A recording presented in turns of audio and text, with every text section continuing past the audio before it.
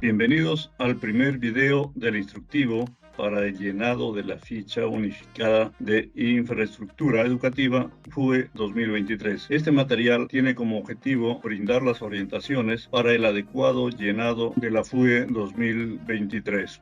En este video se abordará la explicación de las preguntas más relevantes de la sesión 100, características del local educativo. Si bien todas las secciones de la FUE 2023 deben ser completadas adecuadamente, se realizará un énfasis en aquellas preguntas donde se puede presentar inconsistencia. Así se revisa la pregunta 105, área total del terreno. Para ello se revisa el concepto de terreno del local educativo. El terreno es una extensión de tierra delimitada y destinada para la infraestructura educativa de una parte o del total de un local educativo. Un local educativo puede funcionar en uno o más terrenos. El área total del terreno corresponde al espacio total sobre el cual se encuentran situadas las edificaciones y los espacios libres del local educativo. Dicha área se anotará en la pregunta 105 en enteros y decimales expresada en metros cuadrados.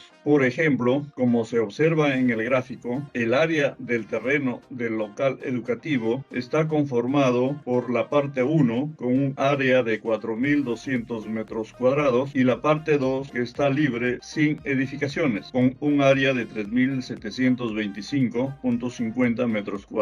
Así, para la pregunta 105, se considerará la suma de toda la superficie del terreno ocupada y libre como área total del terreno, es decir, 7.925.50 metros cuadrados. Luego se continúa con la pregunta 106, área techada total. El área techada total es la suma de cada área techada por edificación del terreno o terrenos del local educativo, como aulas, gimnasios, sala de cómputo, kioscos, sala de profesores, auditorios, sin incluir espacios abiertos como jardines, patios techados, losas deportivas, etc. Para registrar la información del área techada en la pregunta 106, se recomienda hacer uso de los planos de construcción, acabados u otro que contenga los datos solicitados. En caso de no contar con ello, se debe proceder a sumar todas las áreas techadas que cuente el local educativo con el apoyo de un técnico para realizar las medidas correspondientes de cada edificación. Al respecto de las edificaciones, estas son aquellas construcciones construidas por uno o más ambientes con muros y o techos en común, distribuidos en uno o más pisos, cuyo destino es albergar actividades humanas. Los módulos prefabricados también son considerados como edificación. En este caso, cada construcción es considerada una edificación independiente a la otra. En cuanto a la pregunta 106.1, se debe completar el detalle del área techada de cada piso por edificación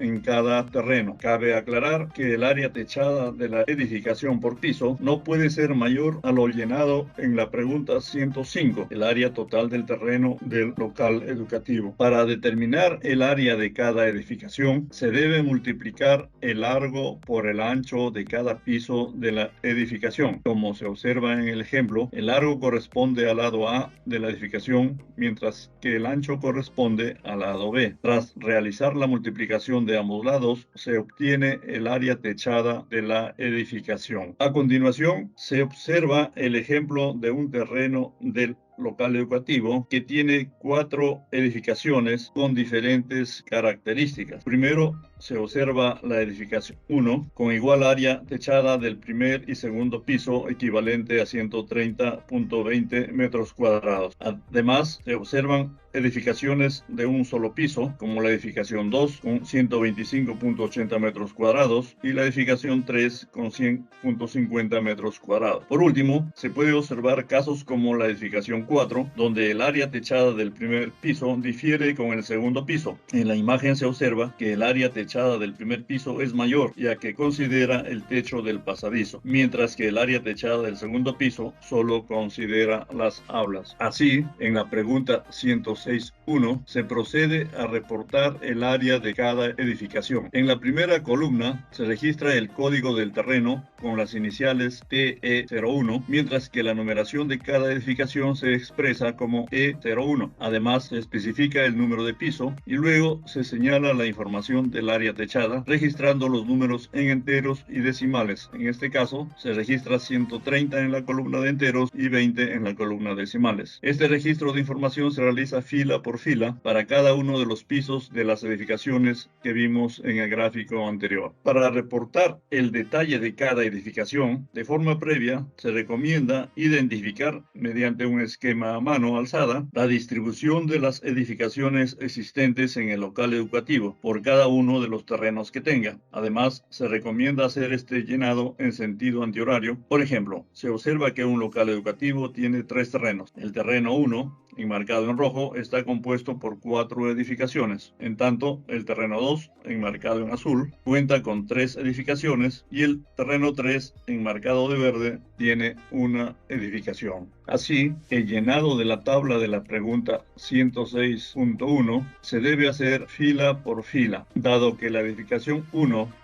tiene 2 pisos. Primero se llena la primera fila de terreno 1, TE01, edificación 01, E01 y piso 1 con 233.89 metros cuadrados, mientras que la segunda fila corresponde al terreno 1, TE01, edificación 01, E01 y piso 2 con 161.00 metros cuadrados. Siguiendo estos pasos, se termina de completar la información del terreno 1 para las edificaciones 2 y 3, que solo tienen un piso, y la edificación 4, que tiene 2 pisos. Luego, se continúa con el reporte del terreno 2, TE02, enmarcado en azul, que cuenta con 3 edificaciones de un piso. Por último, el terreno 3, TE03, enmarcado en verde, cuenta con una sola edificación con 3 pisos. Como resultado del registro de información para la pregunta 106, se deberá registrar la suma de las áreas ya descritas por cada piso de cada edificación y terreno de la pregunta 106.1, señalando el área techada total de 1805.50 metros cuadrados. Así, el área techada total debe ser un número positivo en el intervalo de 20 a 50.000. Además, si solo son cifras enteras, se debe registrar 00 en el casillero de decimales. Los decimales solo pueden ser de 2 dígitos. Tras haber completado esta información, se revisa la pregunta 107, levantamiento topográfico. En particular, se presta atención al numeral que pregunta si el local educativo cuenta con un estudio topográfico. Cabe mencionar que el estudio topográfico es un estudio técnico y descriptivo que muestra las características básicas de un terreno. Para ello, se realiza un conjunto de acciones sobre el terreno con herramientas adecuadas para obtener una representación gráfica o plano. El levantamiento topográfico necesariamente tiene que ser efectuado por un especialista. En caso de contar con este estudio, se debe escribir sí, en caso contrario se señala no. Luego se revisa la pregunta 108.1, condición de tenencia del terreno.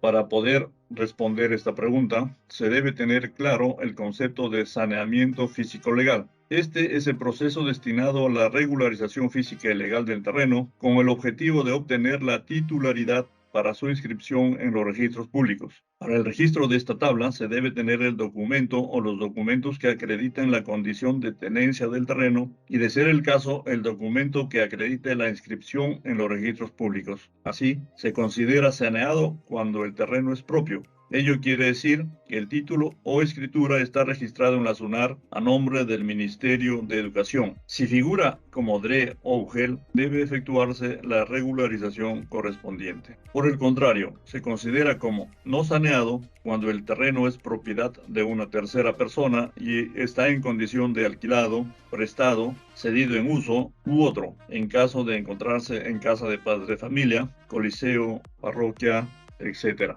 Luego, se presta atención a la pregunta 109, topografía predominante del terreno. Sobre la topografía predominante del terreno, la pregunta se responde según la información del estudio topográfico o por observación directa en cuanto al nivel de inclinación o pendiente. Tomando en cuenta las 4 categorías posibles, se debe señalar si es un terreno llano, dado que no presenta ondulaciones y sus pendientes son tan suaves que pueden considerarse planas. Un terreno inclinado, cuando la pendiente o desnivel se puede percibir al caminar. Un terreno muy inclinado es aquel terreno con pendiente mayor a 26%, que es notorio a la vista, se tiene dificultad al ascender o caminar por el terreno. Y un terreno accidentado, irregular o quebrada, cuando el terreno presenta un desnivel muy fuerte, en el cual no se podría construir sin previo mejoramiento. Por último, se registra la información de la pregunta 114, tramos del perímetro del terreno. En cuanto al perímetro del terreno, se precisa que un terreno debe tener como mínimo 3 lados o tramos, de tal forma que cierran un polígono. Así, en la tabla de la pregunta 114, se debe señalar en cada fila la información de cada uno de los tramos o lados del local educativo. Cabe mencionar que se puede dar el caso en que los tramos del cerco perimétrico o del perímetro del terreno sean diferentes. A continuación, en la imagen se puede apreciar que el perímetro del terreno tiene solo 4 lados, mientras que el cerco perimétrico tiene 5 lados. Este ha sido el repaso de las preguntas más relevantes de la sección 100 características del local educativo. Recuerde que puede revisar la carpeta y el enlace de YouTube con la serie de los videos instructivos para el llenado de la FUE 2023. Además, se puede comunicar con la Dirección de Planificación de Inversiones para solicitar apoyo con sus consultas. Repasar estos conceptos ayudará a un mejor llenado de la sección 100 para evitar las inconsistencias en el registro de información. Recuerde, juntos haremos un adecuado llenado de la FUE 2023. Gracias. Ministerio de Educación. Compunche Perú. Gobierno del Perú.